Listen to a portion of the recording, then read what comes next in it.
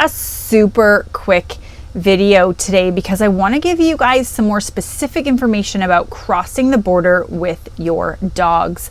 I did a video a couple of days ago and I made some posts on social media, and I've already had a few people asking some more questions, and I know it's a lot easier sometimes to just get the information from someone else than trying to do all the research yourself.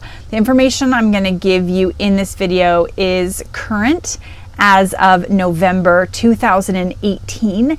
I'm going to give you some information today on crossing the border with your dog from Canada into the US and then US into Mexico, because that's what I'm planning to do with Jasper. The first thing is super important that you have your rabies vaccination up to date. This is a specific form that your vet will fill out and sign. Make sure you have a copy of it with you at all times when you're traveling with your dog.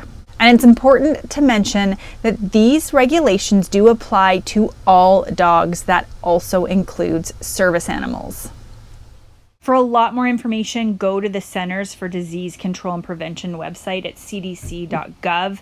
They have a lot more specific, up-to-date information, not just about dogs and rabies, but bringing all kinds of animals into the United States.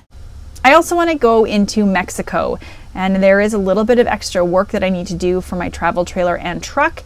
There's also a little bit more rules and regulations if you are planning to bring your dog into Mexico.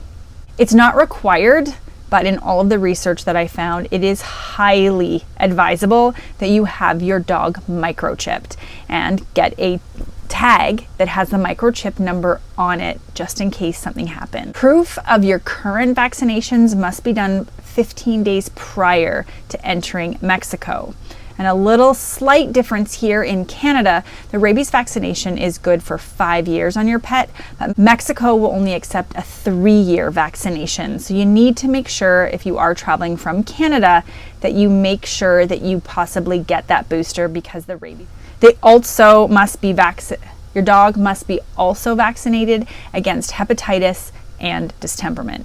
Ticks are a really big problem in Mexico, so make sure that you also have some really good flea and tick medication that you're giving to your dog prior to getting into Mexico.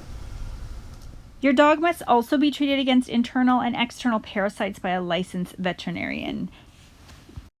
You are going to need a health certificate from a licensed vet. There is a form that is called the Canada Export Trilingual Veterinarian Certificate.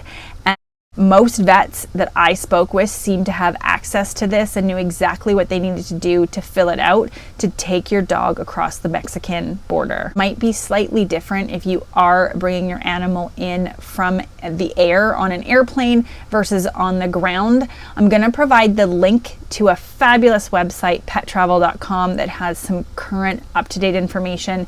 They do have a lot of information there if I haven't answered your questions.